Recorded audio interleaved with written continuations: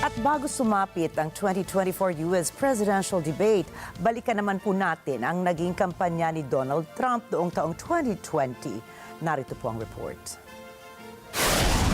Naghangad ng re-election si Trump sa nakaraang 2020 United States presidential election, kung saan ay sinimulan niya ng maaga ang kampanya para dito at gumastos ng malaking halaga ng ilang linggo matapos ang kanyang inaugurasyon bilang Pangulo noong 2017.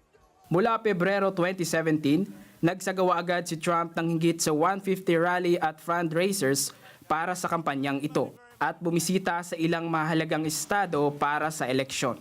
At pagdating ng 2020, hinarap niya si Joe Biden sa dalawang debate na parehong naging kapansin-pansin dahil sa init ng sagutan nila tungkol sa pandemya at rasismo sa Estados Unidos.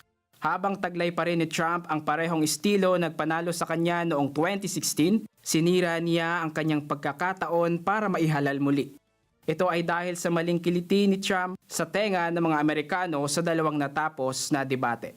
Ayon sa mga survey, si Biden ang itinuring na panalo sa parehong debate na nagbigay ng tulong sa kanyang kampanya. Gayunpaman, inaasahang mas madaling malalamangan ni Trump si Biden sa paparating na debate.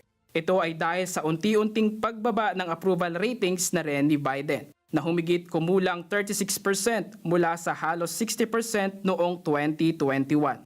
Kung gayon, kailangan lamang ulitin ng dating Pangulo ang kanyang magandang performance na nagpanalo sa kanya noong 2016. Kasama rito ang pagpapahayag ng malinaw sa mga argumento at direktang maipunto ang boses ng Amerika sa debate bukas. Mark Rusil para sa mata ng Agila International, trusted, connected, on point.